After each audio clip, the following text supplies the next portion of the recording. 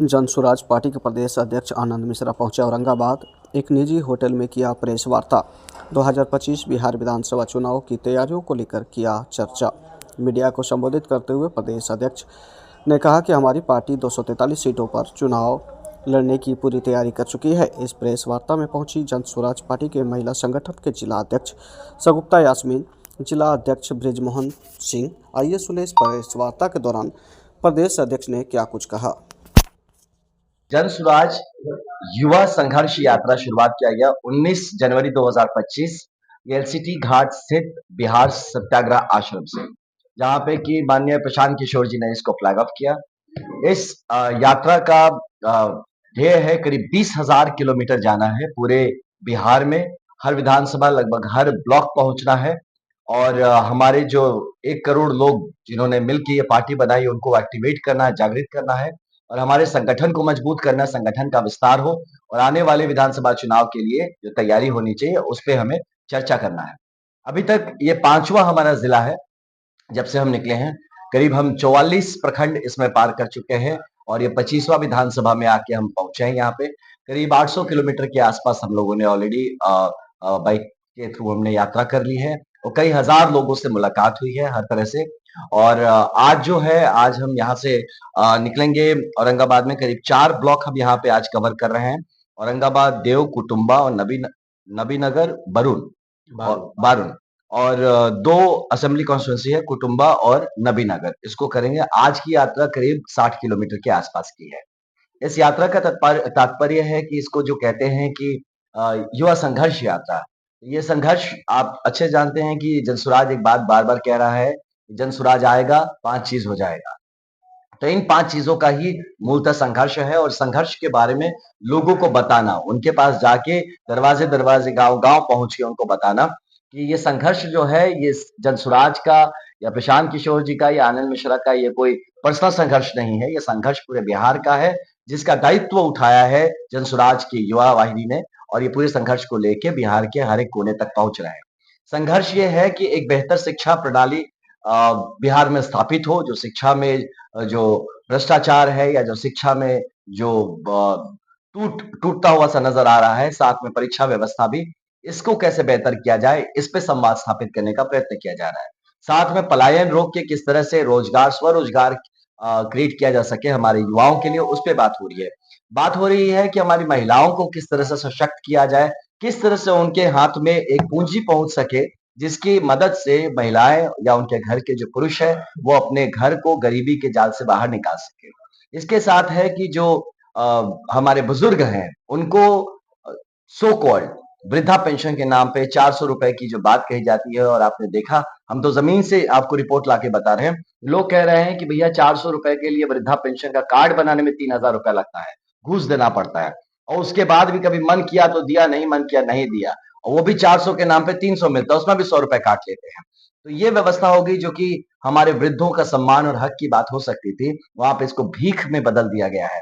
और इसको जनसुराज कम से कम 2,000 का वृद्धा पेंशन लोगों के घर तक पहुंचा सके, इस बात का ये संघर्ष है, इस बात का संवाद है जो स्थापित करने की कोशिश कर रहे हैं। और साथ ही साथ जो हमारे किसान हैं उनके आय को कैसे हम बेहतर कर सके कि किसान से जो खेत से खेती करके सिर्फ खाने कमाने का ये ना रहे, बल्कि इससे अपना घर परिवार बढ़ सके। और जिस तरह से पंजाब हरियाणा जैसे राज्यों में खेती के जरिए से एक समृद्धि आ सकी है, हमारे बिहार के खेतहर जो लोग हैं, जो खेती में है, किसान में है, वो भी समृद्ध हो सके। तो इन सारी बातों को लेके हम पहुंच रहे हैं। साथ ही जो भ्रष्टाचार का मामला है इसको उजागर किया जा रहा है। जमीन से पता चल रहा है कि किस तरह से आज शासन और प्रशासन पूरी तरह से भ्रष्टाचार में लिप्त हो चुका है। और अब जमीन पे जाके हमें बहुत सारी ऐसी बातें पता चली कि जिसको अगर आप किताबों में पढ़ते हैं तो जैसा लगता है कि बिहार बहुत बुरी स्थिति में है, जमीन पे जाके देखते हैं तो उससे भी ज्यादा बुरी स्थिति में बिहार आपको नजर आएगा। यहाँ पे बुजुर्ग लोग रो रहे हैं, जो युवा है वो नाराज है, जो बच्चे हैं वो पूरी तरह से होपलेस हो चुके हैं। तो कैसे बिहार को कैसे बेहतर बनाया जाए, इसी का संकल्प यात्रा, इसी का संघर्ष यात्रा लेके जनसुराज युवा टीम निकली। देखिए, ये एक चीज है जो हमें लगता है कि जातियों पे वोट हो रहे हैं। जाति पे वोट कब होता है? जब आपके पास मुद्दे नहीं होते हैं। जब हमारे बिहार में सबसे बड़ी बात यही है कि यहाँ पे मुद्दों के नाम पे जाति ही मुद्दा हो जाता है कि अपने समाज का आदमी है, अपना आदमी है, इसको जिताना है, इसको बढ़ाना है। तो वो भी जाति के नाम पे भी देखिए, तो बिहार का दुर्भाग्य है कि परिवार को बढ़ाया जा रहा है। आज बिहार में अब कहिए कि बिहार का नेता कौन है, आप नहीं गिना पाएंगे। आपको हर जाति का नेता मिलेगा, बिहार का नेता नहीं मिलेगा। और ये जाति के नेता ने ही बिहार की राजनीति को जाति की राजनीति बना दी है।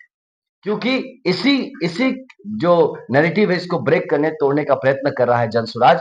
जहां मुद्दों पे बात होगी, जो बुनियादी मुद्दे हैं और जो भविष्य बिहार का कैसे हो, उस पे बात होगी। इसी बात को लेके हम जमीन तक पहुंचने का प्रयत्न कर रहे हैं।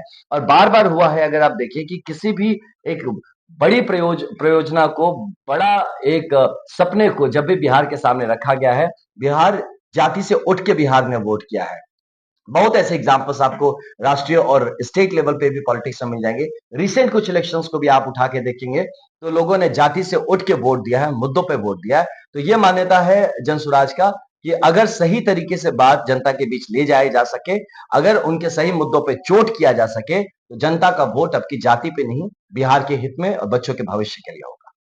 हाँ बिल्कुल, ये पीके इफेक्ट है, जिसको एकदम पीके इफेक्ट बोलेंगे।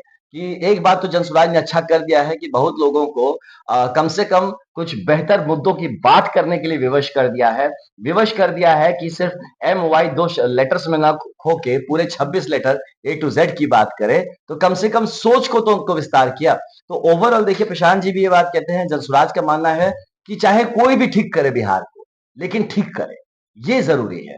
तो अगर हमारे इस इफेक्ट से एक सकारात्मकता आ रही है बिहार की राजनीति में, और मुद्दों की राजनीति शुरुआत अगर हो रही है, और अगर अब की चाहे जो भी चुनाव में उतरता है, वो बात करता है मुद्दों की, जो बात करता है जमीनी हालात की, जो एक कंक्रीट प्लान जनता के सामने रख सकता है, तो ये भी एक तरह का जनसुराज और प्रशांत किशोर जी का अचीवमेंट ही माना जाएगा। ऐसा नहीं है। हम आंदोलन जो था, आंदोलन शुरुआत भी हमने नहीं किया और आंदोलन से पीछे भी हम नहीं हटे। ये ये बच्चों का आंदोलन है, ये जो युवा है, जो परीक्षार्थी है, उनका आंदोलन है। जब एक ऐसा वक्त आया कि जहां पे लगा कि वो एकदम से सपोर्टलेस हो गए हैं, उनका कोई सपोर्ट नहीं कर रहा है, कोई सुनवाई नहीं हो रही है, उनको दौड़ा के डंडे मारे जा रहे हैं, तो ऐसे में अपने युवाओं को पिटते हुए नहीं देखा जा सकता। तब प्रशांत किशोर जी और जनसुराज इसमें इन्वॉल्व हुए थे कि उनको ये ना लगे कि जब राजनीतिकरण उनका हो रहा है तो उनको राजनीतिक सपोर्ट नहीं है, इसलिए हम साथ आए। और तब भी आपने देखा होगा कि प्रशांत किशोर जी ने बार बार कहा कि इस पूरे आंदोलन का जो नेतृत्व वो युवा करेंगे, जो जो परीक्षार्थी हैं वो करेंगे। इसमें कोई जनसुराज का नेता उसका लीडर नहीं है। प्रशांत किशोर जी ने जो आमरण अनशन किया, वो उन्हीं की मॉरल स्ट्रेंथ के लिए, उनके उनके खुद के बल के लिए क्या किया कि आप मजबूत रहो, आपके पीछे हम मजबूती से खड़े हैं, इसलिए। और जो पीछे हटने की बात करें, बिल्कुल पीछे नहीं, बल्कि इस आंदोलन को तो हम और बड़ा बना रहे हैं। बड़ा किस तरह से कि सिर्फ बात 17वीं बीपीएससी तक की नहीं रह जाएगी। ये हर 2 महीने में पेपर लीक यहाँ पे हो रहे हैं। पिछले 10 सालों में जितने पेपर लीक हुए हैं, जितने भी अनियमितता हुई है, उसका जो सो कॉल्ड इन्वेस्टिगेशन हुआ है, इंक्वायरी हुआ है, उसका हम श्वेत पत्र डिमांड कर रहे हैं कि उस पे हुआ क्या, वो लोग कहां हैं जिनको आपने गिरफ्तार किया, उनके ट्रायल्स में हुआ क्या, सजा क्या मिला। कि हर परीक्षा आता है, उसमें आप ये सब पूरी तरह घोल घाल करके और उसके बाद भूल जाते हैं, फिर दूसरा परीक्षा आता है, फिर वही चीज होता है। तो इसीलिए अब की बार जनसुराज इस शिक्षा व्यवस्था की जो टूट पड़ा है, और जो परीक्षा व्यवस्था पूरी तरह से भ्रष्ट हो चुका है, इसके खिलाफ ही आप मान लीजिए हमारा जो ये यात्रा चल रहा है, और इसके खिलाफ इस संवाद को हम घर घर तक, जन जन तक पहुंचाने के लिए कार्यरत है। और इस बात को आप यकीन मानिए कि जो 2025 का जो चुनाव होने वाला है, और इसके बाद जनसुराज की अगर सरकार बनती है, ये हमारा वन ऑफ द प्रायोरिटी मुद्दा होगा कि ये परीक्षा और शिक्षा, इस व्यवस्था को कैसे इमीडिएटली दुरुस्त किया जाए। तो इसीलिए इससे हम पीछे बिल्कुल नहीं हटे, इस मुद्दे को और बड़ा करके और इसका सॉल्यूशन बेस्ड अप्रोच हम लेके आगे बढ़ रहे हैं। बाइक रैली को कितना सहयोग मिल रहा है, कितना कि साथ चलने से महसूस होगा आपको। और सिर्फ मैं बताऊं, फिर ये युवाओं की बात नहीं है, ये संघर्ष है तो युवा ही करेंगे ना। थोड़े बुजुर्ग को हम बुलाएंगे 70 साल के कि चलिए बाबा 20,000 किलोमीटर हमारे साथ, या महिलाओं को बोले घर बार छोड़ के, बच्चों को छोड़ के हमारे साथ चलिए। तो युवा क्या है कि हमेशा समाज में संघर्षशील होता है, युवा संघर्ष में नेतृत्व लेता है। तो हमने देखा है युवा तो साथ है ही है, साथ ही हर तबके के लोग, हर उम्र के लोग, हर जेंडर के लोग साथ आ रहे हैं, और बहुत ही अच्छा रिस्पॉन्स मिल रहा है। जैसे जैसे यात्रा आगे बढ़ रही है, जैसे जैसे लोग इसके बारे में जान रहे हैं, आज सुबह से कुछ नहीं तो मैं कम से कम 10-12 कॉल्स मिल चुके हैं कि भैया हमको ज्वाइन करना है, हमें कनेक्ट कराइए, आपसे दिन में बात नहीं हो पाती। मैं बता मैं मोटरसाइकिल चला रहा हूँ तो लोगों से मिला कैसे बात हो पाएगी?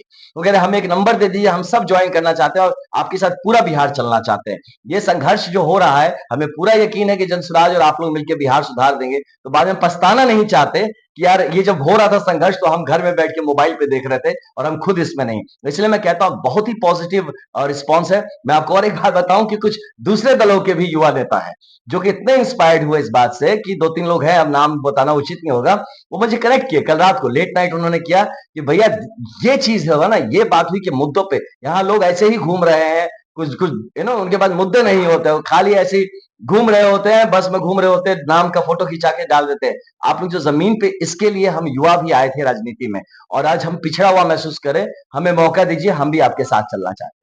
अच्छा, दिल्ली में 3 दिन के बाद विधानसभा चुनाव और इस बार बजट भी है 2 दिन बाद। जी, क्या लगता है कि बजट का असर दिल्ली के विधानसभा चुनाव में पड़ने वाला है? देखिए हर एक चीज जब जब कुछ भी डिसीजंस होते हैं नेशनल लेवल पे या जिसका अ, चुनाव मतलब पब्लिक लाइफ से उसका सरोकार रहता है तो उसका डेफिनेटली एक असर तो पड़ता ही है। और आप देखेंगे कि जब बजट्स आते हैं तो वो सारे चुनाव को मद्देनजर रखते हुए बजट बनते हैं जो कि देश के हित में नहीं है, क्योंकि budget has to be economic document, financial document.